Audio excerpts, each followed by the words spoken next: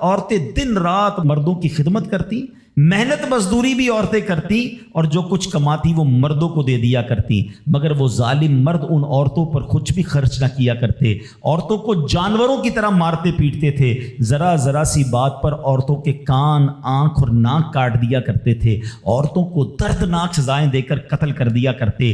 باپ کے مرنے کے بعد، اب دیکھیں کیا تھا اسلام سے پہلے، کہ باپ کے مرنے کے بعد جس طرح اس کے لڑکے جائیداد کے مالک ہو جاتے تھے، اس طرح اپنے باپ کی بیوی یعنی اپنی ماں کے بھی مالک ہو جاتے تھے، معاذ اللہ اپنی ماں کو لونڈی بنا کر رکھتے تھے۔ اللہ اکبر، عورتوں کو ان کے ماں باپ، بھائی بہن، شوہر کی میراث میں کوئی حصہ نہیں ملتا تھا، عورتیں کسی چیز کی مالک نہیں ہوتی تھیں۔ عرب کے بعض قبیلوں میں تو یہ ظالمانہ دستور تھا کہ بیوہ ہو جانے کے بعد عورتوں کو گھر سے باہر نکال کر ایک چھوٹے سے تنگ اور تاریب جھونپڑے میں 1 سال کے لیے قید رکھا جاتا، کھانے پینے اور تمام ضرورتیں اسی جھونپڑے میں پوری کیا کرتی تھیں۔ بہت سی عورتیں گھٹ گھٹ کر مر جاتی، جو زندہ رہ جاتی تو 1 سال بعد ان کے دامن میں اونٹ کی مینگنیاں ڈالی جاتی اور ان کو فورس کیا جاتا کہ کسی جانور کے بدن سے اپنے بدن کو رگڑیں، پھر اسی گندی حالت میں پورے شہر پر ان کا چکر لگایا جاتا تھا، اور گویا یہ اعلان ہوتا تھا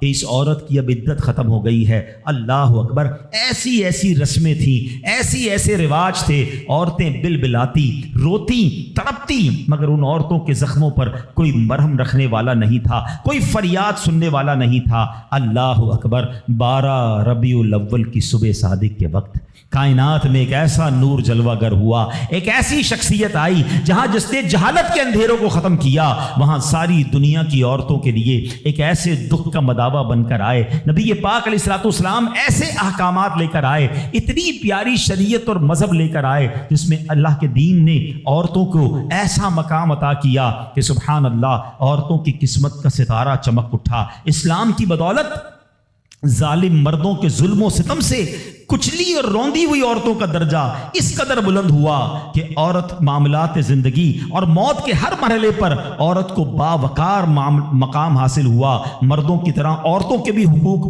جو ہے وہ بیان کیے گئے، عورتوں کی حفاظت کے لیے احکام خداوندی نازل ہوئے، عورتوں کو مالکانہ حقوق مل گئے، عورتیں اپنے مہر کی رقموں، اپنی تجارتوں، اپنی جائیدادوں کی مالک بنا دی گئیں، اپنے ماں باپ، بھائی بہن، اولاد اور شوہر کی میراثوں کی وارث قرار دی گئیں۔ الغرض وہ عورتیں جو مردوں کی جوتیوں سے بھی زیادہ ذلیل و خوار تھیں، انتہائی مجبور و لاچار تھیں، وہ مردوں کے دلوں کا سکون اور ان کی گھروں کی ملکہ بن گئیں۔ چنانچہ قرآن مجید صاف صاف لفظوں میں خواتین کے، عورتوں کے حقوق بیان کرتے ہوئے ارشاد فرماتا ہے، بسم اللہ الرحمن الرحیم، خلق لکم من انفسکم ازواجا لتسکنوا الیہا وجعل بینکم مودۃ ورحمہ۔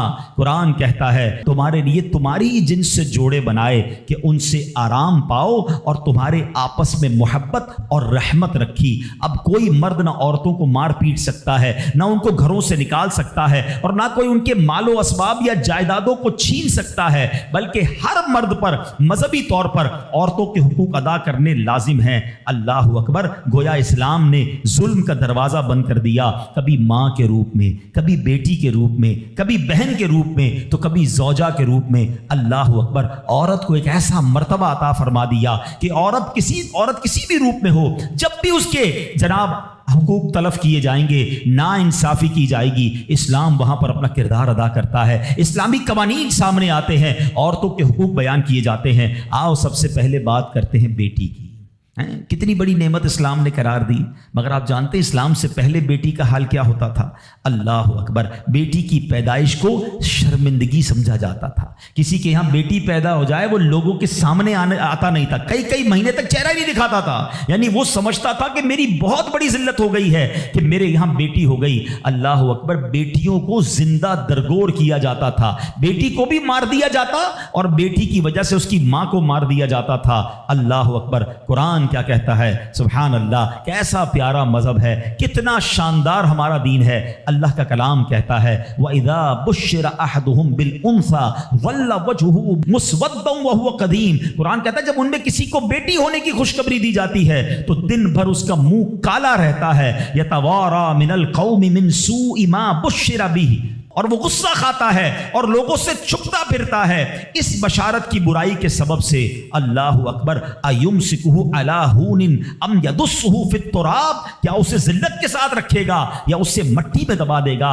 الا ساء ما یحکمون، ارے بہت ہی برا حکم لگاتے ہیں۔ اللہ اکبر۔ اب جناب ہوتا کیا تھا کہ بچیوں کو زندہ دفن کیا جاتا، مگر اس معاشرے میں ایسے لوگ بھی تھے جن کو اللہ نے کیسا نرم دل دیا تھا۔ حضرت صعصع، سنیے گا، حضرت صعصع بن ناجیہ رضی اللہ تعالیٰ عنہ کا معمول کیا تھا کہ وہ خود کہتے ہیں نبی پاک کی بارگاہ میں آ کر، حضور میں دیکھتا تھا کہ جب کسی کو گھر میں بچی پیدا ہوتی تھی اور اس کو وہ دفنانے کا ارادہ کرتا تھا، میں اس کے گھر جاتا، کہتا کچھ پیسے لے لو، بچی مجھے دے دو، دفنانا نہیں، میں اس کی کفالت کروں گا۔ کہتے حضور 360 بچیوں کو میں نے دفن ہونے سے بچایا، لیکن ایمان نہیں لایا تھا۔ 2 اونٹنیاں دی، 10 اونٹنیاں دی، بعض اوقات میں نے حاملہ 10 اونٹنیاں دے کر اور ایک اونٹ فدیہ دے کر بچیوں کو بچایا۔ حضور کیا میرے اس زمانے کا وہ عمل مجھے کوئی اجر دے گا؟ ایمان تو نہیں لایا تھا مگر یہ نیکی کر کے آیا ہوں۔ اللہ کے حبیب نے کتنا پیارا جواب دیا، فرمایا اجر تو تمہیں مل گیا نا، تم ایمان لے آئے، دیکھو اس نیکی کے سبب تمہیں اسلام مل گیا۔ اور سنو، ہم تو یہ کہیں گے صرف اسلام نہیں ملا بلکہ وہ تو صحابی بھی بن گئے، اللہ کے نبی کے دور میں ایمان لے آئے نا، پیارے آقا کی صحبت اختیار کر لی تو اللہ نے ایمان بھی دیا، صحابی بھی بنا دیا۔ لیکن میرے پیارے اسلامی بھائیوں، ایسا حال تھا کہ بچیوں کو پھینک دیا جاتا تھا۔ اب یہاں میں تھوڑی سی بات آج کے دور کی بھی کرنا چاہوں گا۔ ہم انشاءاللہ قرآنی احکام عورتوں کے بارے میں بھی سنیں گے اور ساتھ ساتھ اپنی تربیت بھی کرتے جائیں گے۔ ہم میں سے بہت سارے بیٹیوں والے ہوں گے، مگر کیا یہ خبریں نہیں آتی کہ بچی کی پیدائش کی وجہ سے ماں کو برا بھلا کہا جاتا ہے، گھروں میں جھگڑے ہیں، معاذ اللہ۔ اب بھی یہ خبریں آتی ہیں کہ بچی پیدا ہوئی تو کچرا کنڈی پر پھینک دی گئی۔ یہ تو پھر سے ہم لگتا ہے اسی دور میں جا رہے ہیں۔ اسلام جو بچیوں کے حقوق لے کر آیا، اسلام جو بچیوں کو برا ماننے کے خلاف عمل کرنے کا ہمیں حکم دیتا ہے، بلکہ سنو حدیثیں کیسی ہیں۔ اے بچیوں والو تمہیں مبارک ہو، اے بیٹیوں والو تمہیں مبارک ہو، اپنی بیٹیوں کو کبھی برا نہ سمجھنا۔ نبی پاک علیہ الصلوۃ والسلام فرماتے ہیں جس شخص کے بیٹی ہو وہ اسے زندہ دفن نہ کرے، اسے ذلیل نہ سمجھے اور اپنے بیٹے پر اسے ترجیح نہ دے تو اللہ عز و جل اسے جنت میں داخل کر دے گا۔ ایک اور جگہ نبی پاک فرماتے ہیں، اللہ اکبر، یہ حدیث تو میں کہتا ہوں ختم ہے نا، اس کے بعد الفاظ ہی نہیں بچتے۔ بہت ساری بیٹیوں کی فضیلت کی حدیث ہے مگر یہ حدیث ادھر جا کے لگتی ہے، دل کو چھو لیتی ہے۔ سنو تو صحیح اس کے الفاظ کیا ہیں۔ اللہ کے نبی فرماتے ہیں بیٹیوں کو برا مت کہو، میں بھی بیٹیوں والا ہوں۔ ہائے ہائے، ختم ہو گئی نا بات ہے۔ اللہ کے نبی نے صلی اللہ تعالی وسلم نے اپنی نسبت بیٹیوں کی طرف فرمایا میں بھی بیٹیوں والا ہوں۔ بے شک بیٹیاں تو بہت محبت کرنے والیاں، غم گسار اور بہت زیادہ مہربان ہوتی ہیں۔ ایک اور حدیث سنو، نبی پاک فرماتے ہیں جو شخص 3 بیٹیوں یا بہنوں کی اس طرح پرورش کرے کہ ان کو ادب سکھائے۔ اب اسلام یہاں پر نہ صرف بیٹیوں کا درس دے رہا ہے، اے بہنوں والوں تمہیں بھی مبارک ہو، بہنوں کو حقیر نہ سمجھنا، یہ ان لوگوں کے لیے بھی درس ہے۔ اسلام جب نہیں آیا تھا نا تو بہنوں کے حقوق نہیں تھے، ان کو کوئی ورثے میں حق نہیں دیتا تھا، بہنوں کی شادیاں نہیں کرواتے تھے۔ مگر آج بھی کچھ قبائل سنا ہے ایسے ہیں، آج بھی بدبخت کچھ لوگ ایسے ہیں جو بہنوں کے حق دبا لیتے ہیں۔ ارے بہنیں تو غم گسار ہوتی ہیں، بہنیں تو بھائیوں کا مان ہوتی ہیں، ارے بہنیں ہوتی ہیں تو گھر میں رونق ہوتی ہے۔ ارے بہنوں کو عزت دیا کرو، بہنوں کو پیار دیا کرو۔ اور آج جو بہنوں کا حق دباتے ہیں، آج جو بہنوں کو ذلیل کرتے ہیں، نہ کرنا۔ ہمارا اسلام بہنوں سے محبت کا درس دیتا ہے۔ سنو بیٹیوں والو اور بہنوں والو، اللہ کے حبیب کیا فرماتے ہیں صلی اللہ تعالی علیہ وسلم، میرے نبی کا فرمان ہے کہ جس کی 3 بیٹیاں یا بہنوں کی اس طرح پرورش کرے، ان کو ادب سکھائے، ان سے مہربانی کا برتاؤ کرے، یہاں تک کہ اللہ عز و جل اسے بے نیاز کر دے، یعنی ان کا نکاح ہو جائے، تو اللہ تعالیٰ اس کے لیے جنت واجب فرما دیتا ہے۔ یہ ارشاد سن کر ایک صحابی کھڑے ہو گئے۔ صحابہ کے سوال بھی بڑے کمال کے ہوتے ہیں۔ یقین کرو ہمارے بہت سارے کام سیدھے جو ہے نا، ہمارے لیے بہت ساری آسانیاں صحابہ کے سوالات نے کر دی۔ اب ہو سکتا ہے یہاں میرا کوئی بھائی ایسا بیٹھا ہو جس کی 3 بیٹیاں نہ ہوں، وہ کہتا ہے میری تو 2 ہیں۔ صحابی نے سوال کیا حضور اگر 2 لڑکیوں کی پرورش کرے تو ارشاد فرمایا اس کے لیے بھی یہی اجر و ثواب ہے۔ راوی فرماتا ہے یہاں تک کہ اگر ایک بیٹی کا بھی لوگ ذکر کرتے تو نبی پاک اس کے بارے میں یہی فرماتے۔ مگر ایک روایت اور بھی موجود ہے کہ ایک صحابی نے کھڑے ہو کر کہا حضور اگر کسی کی ایک بیٹی ہو، اللہ کے نبی نے فرمایا ایک بیٹی ہو تو بھی جنت واجب ہو جاتی ہے۔ بیٹیوں پر شکایت، بیٹیوں پر منہ چڑھاتے ہو، بیٹیوں پر لڑائی کرتے ہو۔ अल्लाह अकबर, ये तो जन्नत में जाने का टिकट है। तो अपनी बेटियों से प्यार करें। और बाप जितने बैठे ना, मुझे पता है वो मेरी बात की तायीद करेंगे। शायद पैदाइश पे मुंह चढ़ाया होगा किसी ने, लेकिन आज भी बाप से ज्यादा क्लोज बेटी ही होती है। प्यार वो बाप से बेटी ही करती है। घर जाओ तो बेटी बाप का इंतजार ज्यादा करती है, मगर न जाने क्यों बेटी की पैदाइश को। अच्छा, फिर अगर बेटियां हो भी गई, किसी की 3 हो गई, 4 हो गई, नहीं हो रहा बेटा, तो किस बात की लड़ाई है? क्या औरत के हाथ में है कि वो बेटा पैदा करे? खामाखाई घर में झगड़ा, ताने देना उस बेचारी को। अब तो मेडिकल साइंस भी कहती है जनाब वो एक किसी एक का कसूर ही नहीं है, अल्लाह की देन है। लेकिन खामाखाई किसी एक औरत पर जो है वो हंगामा करके ना जाने उसकी दिल आजारी का सामान करते हैं। ना करें ऐसा। मैं आपको हदीस सुना रहा हूं, और इस्लाम औरतों के हुकूक की शानदार अंदाज से बयान करता है। अल्लाह के नबी अलैहिस्सलातु वस्सलाम फरमाते हैं, जब किसी के यहां लड़की पैदा होती है, सुनो, घर पे मेहमान आए तो अच्छा लगता है ना, और कोई बड़ा अहम मेहमान आ जाए, कोई बड़े बुजुर्ग आ जाए तो कितना खुश हो जाते हैं आप। कई ऐसे बुजुर्ग होंगे, कई ऐसे उलमा होंगे, कोई ऐसी शख्सियत जरूर होगी जिसको आप अपने घर बुलाना चाहते होंगे, मगर आप सोचते होंगे यार वो मेरे घर कैसे आएगा, बहुत बड़ा आदमी है, बड़ा मसरूफ शख्स है, पसंद तो मुझे बहुत है, मगर मैं घर नहीं बुला सकता। सुनो, जब तुम्हारे घर बेटी आती है तो पता है कौन मेहमान आता है? अल्लाह के नबी फरमाते हैं, जब किसी के यहाँ लड़की पैदा होती है तो अल्लाह अज़्ज़ा वजल फरिश्तों को घर भेजता है। हाँ, आपके घर फरिश्ते आते हैं, और क्या कहते हैं? फरिश्ते आकर कहते हैं, ऐ घर वालों तुम पर सलामती हो। फिर फरिश्ते इस बच्ची को अपने परों के साए में लेते हैं, उसके सर पर हाथ फेरते हुए कहते हैं, ये कमजोर सी जान है जो एक कमजोर जान से पैदा हुई है। जो शख्स इस कमजोर जान की परवरिश की जिम्मेदारी लेगा तो कयामत तक मदद खुदा इसके शामिल हाल रहेगी। तो अब कभी भी बेटियों पर ज्यादती नहीं होने देनी। हाँ, बेटियों की दुआएं लो, बेटियों की खिदमत करो। और ऐ भाइयों जिनकी बहनें हैं, हमारा इस्लाम बहनों से मोहब्बत का दर्स देता है। यकीन करें, बहनों की दुआएं भाई को बहुत ऊपर ले जाती हैं। खुश नसीब है वो भाई। अच्छा, हमारे एक और निज़ाम पता है क्या है, कि जब तक माँ बाप के साथ रह रहे हैं तो चले भाई बहनों में प्यार है। अब भाई बहनों में शादी हो गई, सबकी शादियां हो गई और माँ बाप चले गए, तो अब नॉर्मली लोग अपनी बहनों को इग्नोर करते हैं। अब यार मैं तो अपनी बीवी को देखूंगा, अपने बच्चों को देखूंगा, अपनी कमाई को देखूंगा। नहीं, अब भाई का काम है कि वो वालिद का किरदार अदा करे, बहनों को ये एहसास दिलाए कि तुम्हारे माँ बाप चले गए हैं मगर तुम्हारे भाई जिंदा हैं। हर मुश्किल में तुम्हारे भाई तुम्हारे साथ खड़े होंगे। कभी बहनों को ये रियलाइज मत कराना कि वो अकेली कहीं किसी प्रॉब्लम में हो, तो वो अकेले में सोचे कि मेरे माँ होती तो मैं किससे माँ से बात कर लेती, बाप होता तो मैं बाप से कह देती, भाई को क्या कहूँ, वो तो सुनता ही नहीं है ऐसे भाई आज भी कि बहनें उन्हें अपना दुख भी शेयर नहीं करती हैं, बल्कि भाइयों को पड़ी ही नहीं है बहन किधर गई। ये मत करना। अगर तुम अपने माँ बाप की रूह खुश करना चाहते हो ना, तो भाई बहन जुड़ के रहो, भाई बहनों में प्यार रखो। ये पैसा सब कुछ नहीं है। अरे जो कुछ मेरे पास है, अगर मेरा भाई बहनों पे खर्च हो जाए तो इससे अच्छी क्या चीज है? ये याद रखिए, जो सोशल मीडिया पे हजारों फ्रेंड बनाए बैठे ना, कि मेरे 5000 फ्रेंड तो मेरे 10,000 फ्रेंड, किसी दिन बिस्तर पर पड़ोगे ना अस्पताल में, तो उस बिस्तर के किनारे तुम्हें तुम्हारे भाई बहन ही नजर आएंगे। वो सोशल मीडिया वाला तुम्हारा जो सारे दिन चैटिंग जिसके साथ व्हाट्सएप पे लगे हुए हो ना ग्रुप में, कोई नजर नहीं आएगा। जब तुम्हारे घर में कोई बच्चे का प्रॉब्लम होगा, आधी रात को अगर तुम्हारे घर कोई आके तुम्हें दिलासा देगा तो तुम्हारे भाई बहन होंगे। मैं कई बार बयान में एक मिसाल दे चुका हूं, चलो आज फिर दे देता हूं, काश ये बात समझ आ जाए। ये जो फैमिली होती है ना, ये तस्बीह की तरह होती है, और हमने देखा है कि ये जो है ना तस्बीह के ऊपर वाला हिस्सा, ये माँ बाप होते हैं। ये टूट जाए ना, माँ बाप चले जाएं, पूछो उनसे जिनकी माँ चली गई है, पूछो उनसे जिनके वालिद चले गए हैं। जब ये चले जाते हैं ना, तो अपने भाई बहनों को जिस तरह तस्बीह के दाने बिखरते हैं ना, इस तरह बिखरते देखा है। जब तक माँ बाप हैं पहले तो इनकी बरकतें लेना, और जब ये चले जाए ना तो ये दाने बिखरने मत देना, जोड़ के रखना अपनी फैमिली को। ये फैमिली, यही तो प्यार है जिंदगी में। थोड़े से पैसों के लिए भाई बहन लड़ते हैं, जायदाद के लिए भाई बहन लड़ते हैं, थोड़े कारोबार के लिए लड़ते हैं। अरे कुर्बान कर दो, कोई बात नहीं, भाई को थोड़ा ज्यादा चला जाए, बहन के मेरी बहन के घर में ही जा रहा है ना, ये तेरा है, ये मेरा है ना, किया करें। ये घर की मोहब्बतें आपको बहुत सारी बीमारियों से बचाती हैं। हदीस पाक में आता है जिसका मजमून है, जो चाहता है कि उसकी जिंदगी में इजाफा हो जाए, उम्र में इजाफा हो जाए, बुरी मौत से बचे, उसे चाहिए कि वो सिला रहमी करे। सिला रहमी क्या है? अपने रिश्तेदारों के साथ अच्छा सलूक। और रिश्तेदारों में द क्लोजेस्ट फैमिली मेंबर जो है वो भाई बहन है, वो माँ बाप हैं, बीवी बच्चे हैं। अरे इनको छोड़कर दुनिया से मोहब्बतें जता रहे हो?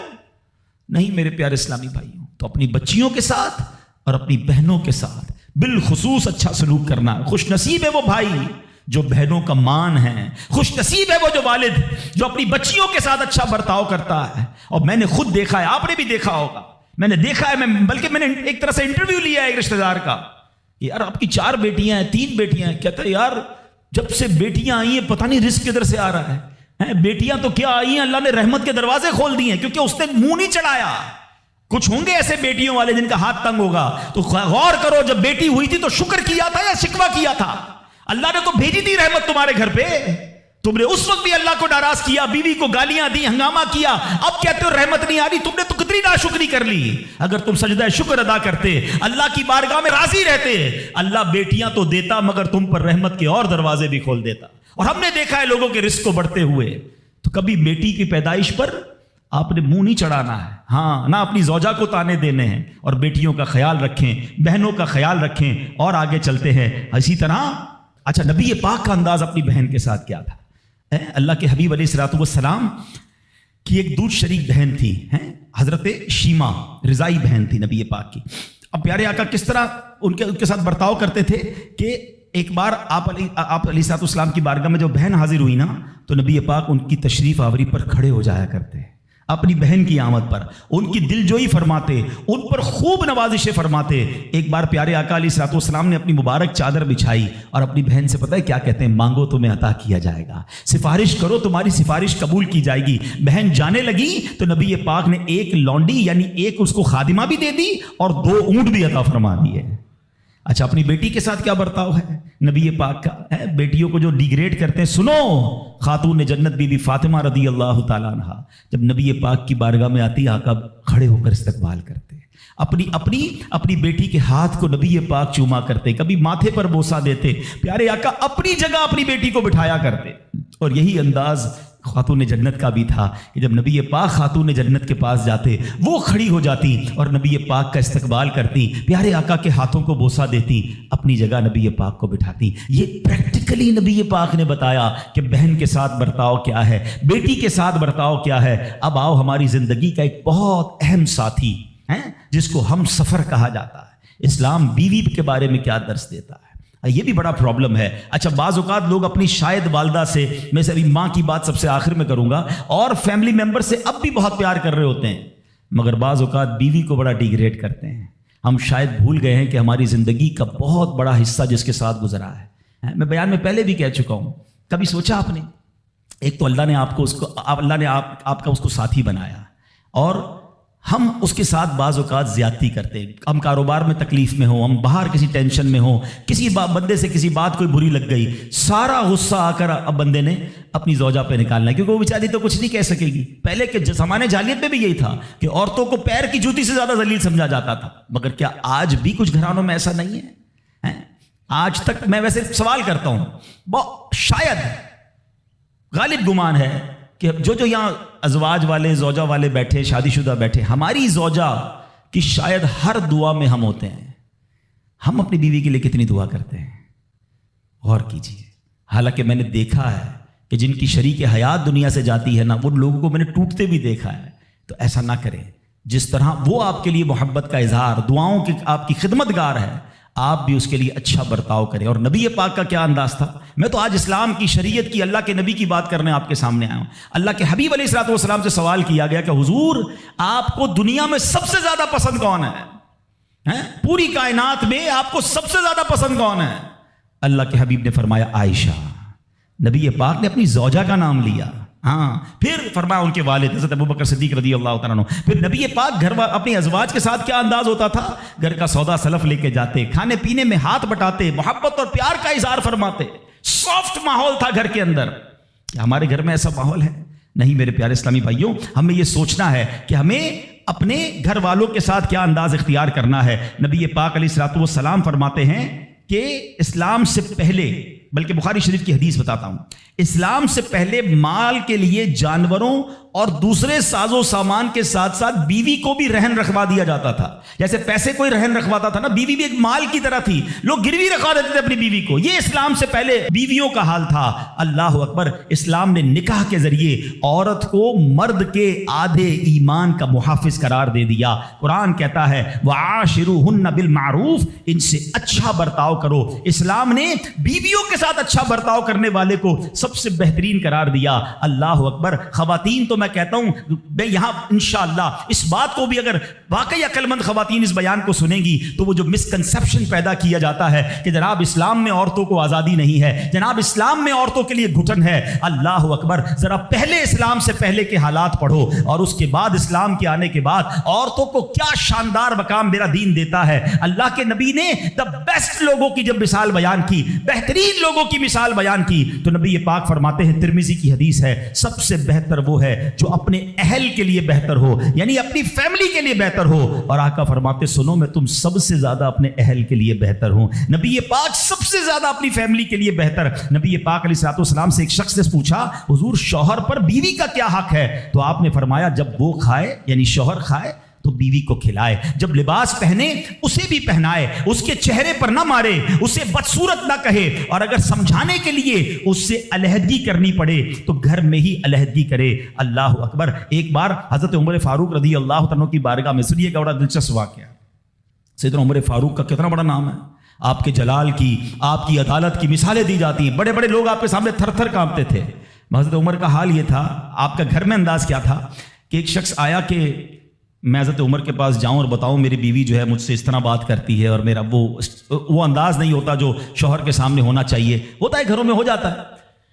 تو حضرت عمر کے دروازے پر پہنچا نا, تو اندر سے اسے سیدنا عمر فاروق رضی اللہ تعالیٰ عنہ کی زوجہ ام کلثوم رضی اللہ تعالیٰ عنہ کی ناراضگی کی عالم میں گفتگو کرتے ہوئے سنا. وہ حضرت عمر سے بات کر رہی تھی.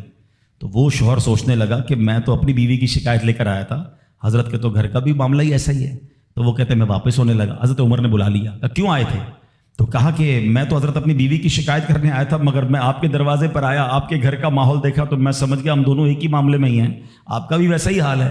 اب حضرت عمر نے جو ان کی تربیت فرمائی نا, آپ نے فرمایا میری بیوی کے مجھ پر چند رائٹس ہیں, چند حقوق ہیں, مجھے اس سے چند فائدے حاصل ہوتے ہیں جس کی بنا پر میں اس سے درگزر کرتا ہوں. پہلا یہ کہ یہ میرے لیے جہنم کی آڑ ہے, میرا دل اس کی وجہ سے حرام کاموں سے بچا رہتا ہے. نمبر 2, جب میں گھر سے نکل جاتا ہوں یہ میری خزانچی بن جاتی ہے, یعنی میرے مال کی نگہبان بن جاتی ہے, میری دھوبن بن جاتی ہے, میرے کپڑے دھوتی ہے, میرے بچے کی پرورش کرتی ہے, میرے لیے روٹیاں اور کھانے پکاتی ہے. تو وہ شخص کہتا ہے یہ سارے فائدے تو مجھے بھی اپنی بیوی سے حاصل ہیں, تو میں تو کبھی درگزر سے کام نہیں لیتا. وہ مجھے کہتی, میں اسے لڑنا شروع کر دیتا ہوں. کہتا آج آپ کی بات سے نصیحت مل گئی, اب میں اپنی بیوی کی چھوٹی موٹی باتوں کو میں بھی درگزر کر دوں گا. کتنی پیاری بات بتائی. ہم وہ ساری باتیں بھول جاتے ہیں, ایک غلطی پر پکڑ لیتے ہیں, ایک غلطی پر ڈانٹتے ہیں. ہر غلطی پر جناب ایسا نہیں ہوتا, ہر غلطی کی سزا سزائے موت نہیں ہوتی ہے. ہم غلطیاں نہیں کرتے. اگر جس طرح ہم اپنی بیوی کو اور غلطی پر ڈانٹتے وہ ڈانٹنا شروع کر دے پھر کیا حال ہوگا. تو ایسا نہ کرے. وہ بھی دل رکھتی ہے. ہم نے کسی انسان سے شادی کی ہے, کمپیوٹر سے نہیں کی, ٹھیک ہے نا. تو کمپیوٹر بھی آج کل وائرس آ جاتا ہے, تو وہ تو انسان ہے, غلطی ہو گئی, کوئی بات نہیں. تو سبحان اللہ, اتنا پیارا مذہب ہے. اور اب آؤ, اسلام نے عورت کو جو ایک اور روپ دیا ہے, ایک اور مقام دیا ہے, اور وہ مقام ماں کا مقام دیا ہے, اور ماں کے قدموں تلے جنت فرمایا. ماں کا کیا مقام دیا کہ ماں کو محبت کی نگاہ سے دیکھ لو تو حج مقبول کا ثواب ہے. اچھا, اسلام کی تعلیمات کی جو بنیاد ہے, جو ماخذ ہے, جو مرجع ہے, جس کے ذریعے سے سمجھے علم و فضل کی نہریں جاری ہوتی ہیں, وہ کون سی کتاب ہے؟ وہ قرآن مجید ہے. قرآن مجید کی سب سے بڑی سورت کون سی ہے؟ سورہ بقرہ. اب ذرا سمجھیے گا ماں کا مقام کیسا. قرآن پاک کی سب سے بڑی سورت سورہ بقرہ. اور سورہ بقرہ, بقرہ کس کو کہتے ہیں؟ گائے کو. یہ کون سی گائے تھی؟ یہ دنیا کی سب سے قیمتی گائے تھی. اگر اس تفسیر کو پڑھیں نا تو اللہ اکبر, پتہ یہ چلے گا کہ قرآن پاک کی سب سے بڑی سورت, اس کا جو سینٹرل آئیڈیا ہے, جو مین ٹاپک ہے, وہ بھی ماں کا ادب ہی ہے. وہ ایک نوجوان ہی تو تھا نا جس نے ماں کی خدمت کی, اور اللہ نے اس خدمت کا صلہ یہ دیا کہ ایک ایسی گائے ان کو مل گئی کہ جو سونے کے وزن کے مطابق بیچی گئی. تفصیلی واقعہ ہے, میں واقعہ پورا بیان نہیں کرتا, اشارہ دے رہا ہوں کہ سورہ بقرہ کا بھی اگر پیغام پڑھے, مفسرین نے لکھا کہ سورہ بقرہ کا پیغام یہ ہے کہ اپنی ماں کا ادب کرے, اپنے والدین کا ادب کرے. اور جب والدین کا ادب کرتا ہے اللہ ایسے نوازتا ہے, غیب کے خزانوں سے نوازتا ہے. اور ماں کی دعائیں, اللہ اکبر. حضرت بایزید بستامی کتنے بڑے اللہ کے ولی ہیں, آپ کے بارے میں آتا ہے کہ ایک بار سردی کی راتیں تھی, ماں کے لیے ماں نے پانی مانگا. آج کی ماں پانی مانگے تو بیٹا کہتا ہے خود پی لو ماں, بلکہ بچے ماں سے پانی مانگ رہے ہوتے ہیں. بستر پر بیٹھ کر ماں کو آرڈر چلا رہے ہوتے, امی پانی لے آؤ, اچھا چائے بنا دو, امی یہ کر دو. یار ماں ہے یہ ہوٹل والی ہے, اب تو بوڑھی ہو گئی نا ماں، اب تو تمہاری باری ہے کچھ ماں کی خدمت کر لو، کبھی خود کھڑے ہو کے پانی پلاؤ، کبھی خود کھڑے ہو کے ماں کو کوئی چیز پیش کرو، اب بھی ماں کو آرڈر دینا ہے۔ مگر کمال ہے ماں کہ بیٹا جوان ہو گیا، ماں بوڑھی ہو گئی، خدمت سے پھر بھی اس کا جی نہیں چڑاتی، پھر بھی اس کی خدمت کرتی ہے۔ ناشتے میں یہ کھانا ہے بیٹا، دوپہر کو کیا کھاؤ گے؟ اللہ اکبر۔ بایزید بستامی سے ماں نے پانی مانگا، آپ کہتے ہیں ٹھنڈی رات تھی، پانی لے کر ماں کے پاس گئے، ماں کی آنکھ لگ گئی۔ ہم جیسا کوئی ہوتا تو بستر کے کنارے گلاس رکھتا، خود بھی سو جاتا، سرد رات تھی، ساری رات پانی کا گلاس لے کے کھڑے رہے، پتہ نہیں کب ماں کی آنکھ کھل جائے، کب پانی کی ضرورت ہو۔ جب ماں کی آنکھ کھلی نا تو پانی تھوڑا سا نا آپ کی انگلیوں پر لگ گیا تھا، تو وہ برف بن گیا تھا، اتنی ٹھنڈی رات تھی کہ پانی برف بن گیا تھا۔ تو اب ماں نے جب پانی مانگا نا تو جب گلاس کو ڈیٹیچ کیا، گلاس کو الگ کیا نا تو خون نکلنے لگا چمڑی سے۔ تو ماں نے کہا کہ بیٹا یہ کیا ہوا؟ ماں نے خون بہتا دیکھا تو ساری بات بتائی کہ ماں اب میں پانی لے کر آیا، آپ آرام کر رہی تھی، میں کھڑا رہا، اب آپ نے پانی مانگا تو برف بن گیا تھا۔ تو ماں نے کیا کہا؟ اے اللہ میں اس سے راضی ہوں، تو بھی اس سے راضی ہو جا۔ ماں کی دل سے دعا لگی نا، وہ بایزید بستامی بن گئے، وہ اللہ کے ولیوں میں بہت بڑا مقام انہوں نے حاصل کر لیا۔ دیکھیں اچھا، آپ ہو سکتا ہے کسی کو شیطان سوال تو دماغ میں ڈال ہی دیتا ہے نا کہ یار ٹھیک ہے میری ماں بھی تو دعائیں دیتی ہے۔ دیکھیے ایک ماں تو ماں ہی ہوتی ہے، ماں کو تنگ کرو پھر بھی عموماً اس کی زبان سے دعا ہی نکلتی ہے۔ ایک دعا وہ ہے کہ آپ ماں سے کہیں اور وہ ماں دعا دے، ایک دعا وہ ہے کہ آپ کہیں نا ماں کو، خدمت ایسی کریں کہ ماں کے دل سے دعا نکلے۔ ہاں آپ کو بغیر بتائے آپ کا والد آپ کو دعا دے، آپ کی ماں آپ کو دعا دے، وہ دعا جو ہے نا، ہاں کتابوں میں لکھا کہ والدین کی دعا اولاد کے حق میں قبول ہوتی ہے۔ ہاں اگر دل سے دعا نکلے نا تو ماں باپ دعا دے دے اور وہ بھی دل سے دعا دے دے، پھر تو کیسا مرتبہ ہے۔ اور سبحان اللہ، ماں باپ کے بارے میں کتابوں میں یہاں تک لکھا کہ بیٹا باپ کے ساتھ ایسے رہے جیسے غلام آقا کے ساتھ رہتا ہے۔ تو اور باپ سے زیادہ خدمت کا حق کس کو کہا گیا؟ وہ ماں کو کہا گیا۔ تو آپ سوچیں کہ ماں کے کتنے حقوق بیان کیے اسلام نے۔ تو مبارک ہو ان خواتین کو، ماشاءاللہ ہمارا اسلام کس کس موقع پر عورت کے کیسے حقوق بیان کرتا ہے۔ اور سبحان اللہ، ایک بار نبی پاک علیہ الصلوۃ والسلام سے سوال ہوا، سوال کرنے والے نے بھی کتنا پیارا سوال کیا، اور یہ حدیث بخاری کی حدیث ہے۔ اللہ کے نبی علیہ الصلوۃ والسلام سے عرض کیا، حضور میرے حسن اخلاق کا سب سے زیادہ حقدار کون ہے، کون ڈیزرونگ ہے، سب سے زیادہ مجھے کس کے ساتھ حسن اخلاق کرنا ہے؟ حدیث کا خلاصہ نبی پاک نے فرمایا تیری ماں۔ پھر پوچھا حضور اس کے بعد سیکنڈ؟ فرمایا تیری ماں۔ کہا حضور اس کے بعد؟ فرمایا تیری ماں۔ 3 بار۔ پھر کہا حضور اس کے بعد؟ فرمایا تیرا والد۔ اچھا اب یہاں یہ حدیث تو پوری ہو گئی، مگر سبحان اللہ، اچھا کوئی نارمل آدمی حدیث، جو لوگ کہتے ہیں نا بھائی کسی مفتی صاحب کی کیا ضرورت ہے، تفسیر کی کیا ضرورت ہے، خود ہی قرآن پڑھ لو، خود ہی حدیث پڑھ لو۔ آج کے دور میں کوئی نارمل آدمی حدیث پڑھے تو خدا نہ خواستہ اس کا رزلٹ کیا لے گا؟ چلو بھائی اب والد کو پوچھنا ہی نہیں ہے، 3 بار ماں کا فرمایا نبی پاک نے، ماں کی خدمت کرو، ابا کو ڈالو سائڈ پہ۔ نہیں، اب اس کی انٹرپریٹیشن پڑھنا ضروری ہوگی، اب اس کی تفسیر اور اس کی شرح پڑھنا ضروری ہوگی۔ اللہ اکبر، علماء کی شان دیکھیں۔ پہلے تو علماء نے یہ ڈیبیٹ کیا کہ نبی پاک نے 3 بار ماں کیوں کہا، 1 بار والد کیوں کہا؟ کیونکہ اللہ کے نبی کی زبان سے جب بھی جو نکلا وہ حق نکلا، وہ ایسے ہی فضول کوئی بات نہیں ہوتی، ہر بات جو ہے وہ بڑی لاجیکلی، بڑی ڈیٹیلڈ، اور اللہ اکبر وہ اللہ کی طرف سے عطا ہوتی ہے۔ سیدی اعلیٰ حضرت فرماتے ہیں نا، وہ دہن جس کی ہر بات وحی خدا، چشمہ علم و حکمت پہ لاکھوں سلام، وہ زبان جس کو سب کن کی کنجی کہیں، اس کی نافذ حکومت پہ لاکھوں سلام۔ علماء کہتے ہیں 3 بار جو ماں کہا ہے نا، ایسے ہی نہیں کہا۔ ماں کے بچے پر 3 احسان ہیں۔ نمبر 1، ماں بچے کو پہلے 9 ماہ اپنے پیٹ میں پالتی ہے، اس کی جسم میں کتنی تبدیلیاں ہوتی ہیں،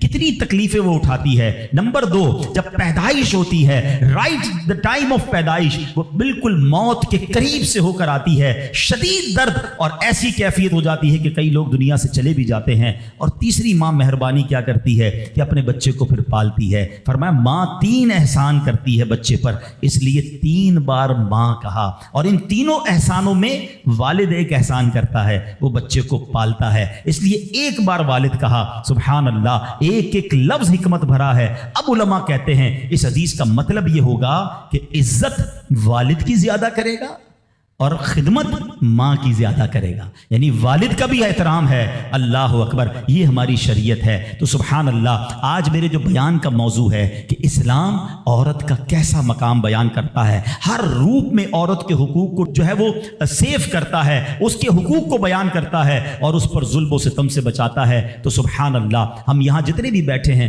کسی کے گھر میں بیٹی ہوگی، کسی کے گھر میں بہن ہوگی، کسی کے گھر میں زوجہ ہوگی، کسی کے گھر میں ماں ہوگی، ان تمام روپ میں ہمیں خواتین کے ساتھ اچھا برتاؤ کرنا ہے۔ اور اب جو مجھے مائیں سن رہی ہیں، میں ان سے بھی عرض کروں گا کہ اگر ماں باپ نیک ہوں تو اولاد پر اس کا کتنا خوبصورت اثر پڑتا ہے۔ شیخ عبد القادر جیلانی 5 سال کی عمر ہے، مدرسے جاتے ہیں، قاری صاحب نے کہا پڑھو بسم اللہ، آپ نے بسم اللہ الرحمن الرحیم پڑھ کر زبانی 18 پارے سنا دیے۔ قاری صاحب حیران ہیں، پہلی بار بچہ مدرسے آیا ہے، 18 پارے کیسے یاد کر لیے؟ کہا اور بھی تو پڑھو نا۔ کہا اتنے یاد ہیں۔ کہا کہاں سے یاد کیے؟ کہ میری ماں 18 پاروں کی حافظہ تھی، میں ماں کے پیٹ میں تھا، وہ تلاوت کرتی تھی، میں پیٹ میں قرآن یاد کر لیتا تھا۔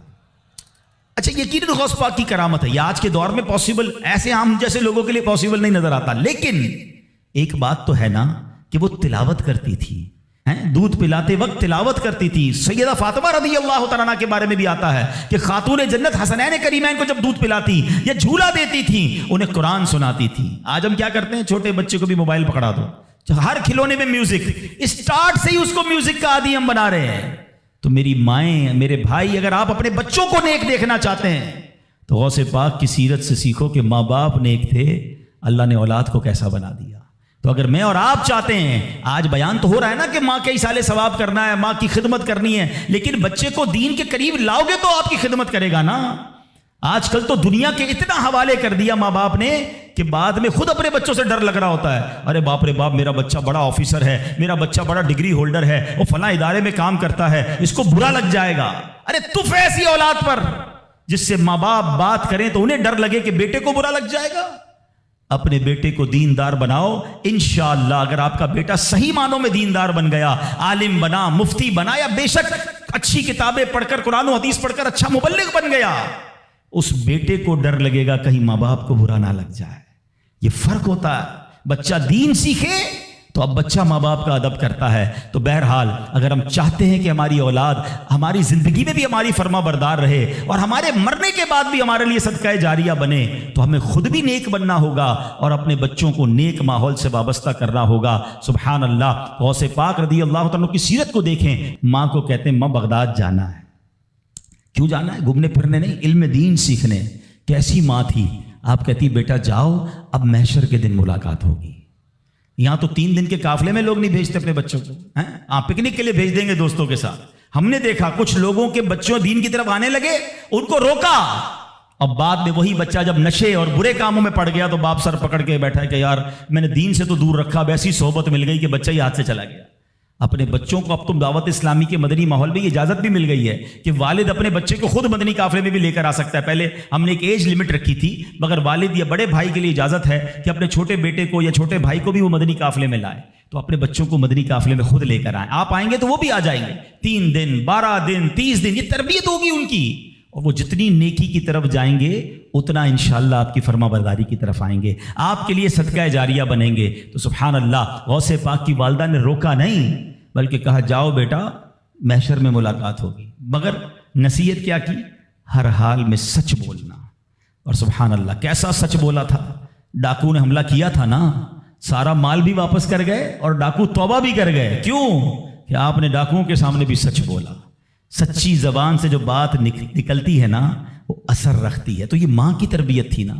تو اللہ پاک ہم سب کو اپنے ماں باپ کا ادب بھی نصیب فرمائے، اور جو ماں باپ مجھے سن رہے ہیں، اللہ کرے کہ ہم اپنے بچوں کی اچھی تربیت کرنے میں بھی کامیاب ہو جائیں۔ آپ بچوں کی اچھی تربیت کریں، وہ زندگی میں بھی آپ کے لیے دعائیں کریں گے۔ ہاں، آپ کو پتہ ہے بچہ جس کا نمازی ہو، کیا پیارا دین ہے ہمارا۔ یقین کریں ماں باپ خالی بچے کو نیک بنا دیں، پھر دیکھو بچہ آپ کے لیے کیسا کام کرے گا۔ آپ دیکھیں ہر نماز میں، بلکہ ہر قاعدہ آخیرہ میں وہ آپ کے لیے دعا کرتا ہے۔ اور کیسے دعا کرتا ہے؟ قبلہ رو با وضو بیٹھ کر، کیا کہتا ہے؟ ربنا اغفر لی ولوالدی وللمؤمنین یوم یقوم الحساب۔ فجر پڑھ رہا ہے، 2 بار آپ کے لیے دعا کی، اور کس حالت میں کی؟ با وضو، قبلہ رو بیٹھ کر۔ ظہر پڑھ رہا ہے، سنتوں میں دعا